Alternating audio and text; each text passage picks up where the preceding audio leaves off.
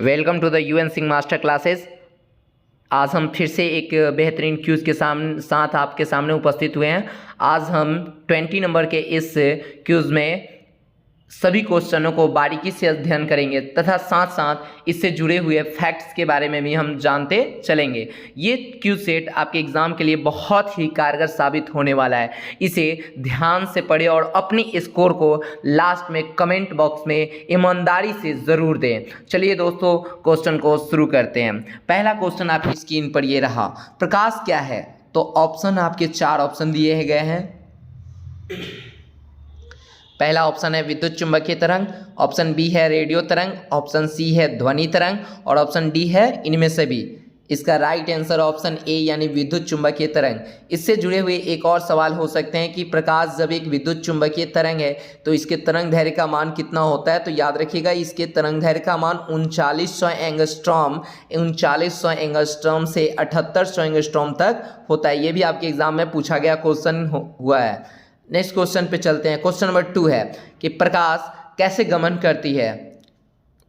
इसका right answer option D यानी प्रकाश option B और सी यानी सीधी रेखा में गमन करती है, या आप इसको कह सकते हो प्रकाश सरल रेखा में भी गमन करती है। चलिए दोस्तों, नेक्स्ट क्वेश्चन नंबर 3 पे आते हैं। जब प्रकाश की किरण किसी बिंदु से निकलकर विभिन्न दिशाओं में फैलती है, जब प्रकाश की किरण किसी बिंदु से निकलकर विभिन्न दिशाओं में फैलती है तो इस प्रकार के किरण पुंज को किस प्रकार के किरण पुंज कहते हैं? तो इस प्रकार के इसका राइट आंसर आपका ऑप्शन ए यानी अपसारी किरण पुंज को कहते हैं, यानी इसका राइट आंसर ऑप्शन ए हो जाएगा। आते हैं नेक्स्ट क्वेश्चन पे। कह रहा है कि वक्रता त्रिज्या और फोकस दूरी में क्या संबंध होती है? तो हम जानते हैं इस बात को अच्छे से कि फोकस दूरी जो होती है, फोकस दूरी वो जो होती है वो वक्रता त्रिज्या की आधी होती है, यानी फोकस दूरी F=r/2, यानी आपका right answer option B F=r/2 हो जाएगा। आइए देखते हैं नेक्स्ट क्वेश्चन।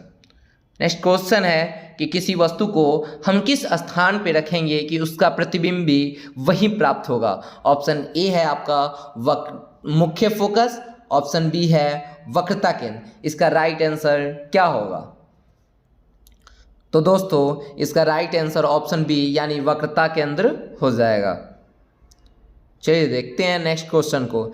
किसी वस्तु को कहाँ रखने पर उसका प्रतिबिंब जो है वो दर्पण के पीछे प्राप्त होता है? दर्पण के पीछे प्राप्त होता है। तो इसका ऑप्शन ए है वक्रता केंद्र पर, ऑप्शन बी है फोकस पर, ऑप्शन सी है ध्रुव और फोकस के बीच और ऑप्शन डी है कोई भी नहीं। तो इसका राइट आंसर ऑप्शन सी हो जाएगा। देखते हैं 7 नंबर क्वेश्चन। उत्तल दर्पण की फोकस दूरी क्या होती है? यानी जो फोकस एफ होता है उत्तल दर्पण में वो क्या होती है? तो ये आपको जानना होगा कि उत्तल दर्पण की फोकस दूरी प्लस और अवतल की फोकस दूरी माइनस होती है। तो यानी इसका राइट आंसर ऑप्शन ए हो जाएगा। आते हैं दोस्तों नेक्स्ट क्वेश्चन पे। मृगमरीचिका बनने का मुख्य कारण क्या है? तो इसका सही आंसर ऑप्शन ए हो जाएगा पूर्ण आंतरिक परावर्तन, जिसको हम लोग टोटल इंटरनल रिफ्रैक्शन के रूप में जानते हैं। इसको शॉर्ट में TIR के द्वारा हम लोग सूचित करते हैं। सबसे पहले बात आ रही है कि सर पूर्ण आंतरिक परावर्तन होता क्या है? तो जब प्रकाश सघन से विरल में जाती है, जब प्रकाश आपकी सघन से नीचे से सघन से विरल की ओर जाती है तो आपतन कोण का मान क्रांतिक कोण के मान से अधिक होता है। इस सिचुएशन में प्रकाश पुनः से उसी माध्यम में वापस लौट जाती है, इसी घटना को प्रकाश का पूर्ण आंतरिक परावर्तन कहते हैं। इसके विभिन्न घटनाएं इस पर आधारित हैं। सबसे पहला आपने देखा हीरे का चमकना, ऑप्शन बी आपका हो जाएगा हीरे का चमकना और ऑप्शन सी हो जाएगा प्रकाशीय तंतु। नेक्स्ट क्वेश्चन पे आते हैं। हीरे का अपवर्तनांक कितना होता है? तो हीरे का अपवर्तनांक ऑप्शन सी यानी 2.42 होता है। क्वेश्चन नंबर 10 पे चलते हैं। जब प्रकाश विरल माध्यम से सघन में आती है, जैसे ये विरल है, विरल से सघन में आ रही है, सघन में आ रही है अविलंब से, तो कि वह अविलंब से दूर हटती है, अविलंब की ओर झुकती है, क्या होता है? तो इसका राइट आंसर ऑप्शन ए यानी अविलंब की ओर झुकती है। Option A is the right answer. Next question पे आते हैं दोस्तों। क्वेश्चन नंबर 11, पूर्ण आंतरिक परावर्तन के लिए आपतन कोण का मान होना चाहिए। अभी हमने इस क्वेश्चन को जिक्र किया है। आपतन कोण का मान क्रांतिक कोण के मान से क्या होना चाहिए? बराबर होना चाहिए, कम होना चाहिए या अधिक होना चाहिए? अधिक होना चाहिए, यानी इसका राइट आंसर ऑप्शन बी, क्रांतिक कोण के मान से अधिक होना चाहिए। Right answer is the option B. Next question पे आते हैं। क्वेश्चन नंबर 12, ऑप्टिकल फाइबर जो है, ऑप्टिकल फाइबर का प्रयोग किस चीज़ में किया जाता है, यानी कहाँ किया जाता है? ऑप्शन ए है आपका संचार प्रणाली, ऑप्शन बी है चिकित्सा में, ऑप्शन सी है आपका प्रतिबिंब को एक स्थान से दूसरे स्थान तक भेजने में, ऑप्शन डी है इनमें सभी। इसका राइट आंसर क्या होगा? तो दोस्तों इसका राइट आंसर ऑप्शन डी यानी इनमें सभी होगा। इन सभी स्थानों पर ऑप्टिकल फाइबर का प्रयोग किया जाता है। अब आपका नेक्स्ट क्वेश्चन ये रहा, दूरदर्शी जो होते हैं, जिसको हम लोग टेलीस्कोप के रूप में भी जानते हैं, दूरदर्शी वो कितने प्रकार के होते हैं? तो यहाँ पे आपका ऑप्शन ए है 2, ऑप्शन बी है 1, ऑप्शन सी है 3। इसका राइट आंसर क्या हो जाएगा? तो इसका राइट आंसर आपका ऑप्शन बी यानी 2 हो जाएगा। ऑप्शन ए इसका हो जाएगा यानी 2। नेक्स्ट क्वेश्चन पे चलते हैं। नेक्स्ट क्वेश्चन 14 नंबर आपसे कह रहा है कि खगोलीय वस्तुओं को देखने के लिए किस दूरदर्शी का प्रयोग किया जाता है? ऑप्शन ए है आपका सरल सूक्ष्मदर्शी, ऑप्शन बी है खगोलीय दूरदर्शी, ऑप्शन सी है एकल दूरदर्शी और ऑप्शन डी है कोई नहीं। तो इसका राइट आंसर ऑप्शन बी यानी खगोलीय दूरदर्शी हो जाएगा। इसका राइट आंसर ऑप्शन बी यानी खगोलीय दूरदर्शी हो जाएगा। नेक्स्ट क्वेश्चन देखते हैं 15 नंबर।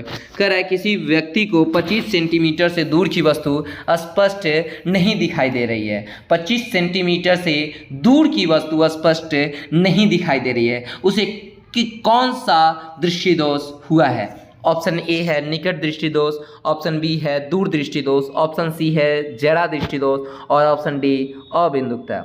इसका सही आंसर ऑप्शन ए यानी निकट दृष्टि दोष इज द राइट आंसर।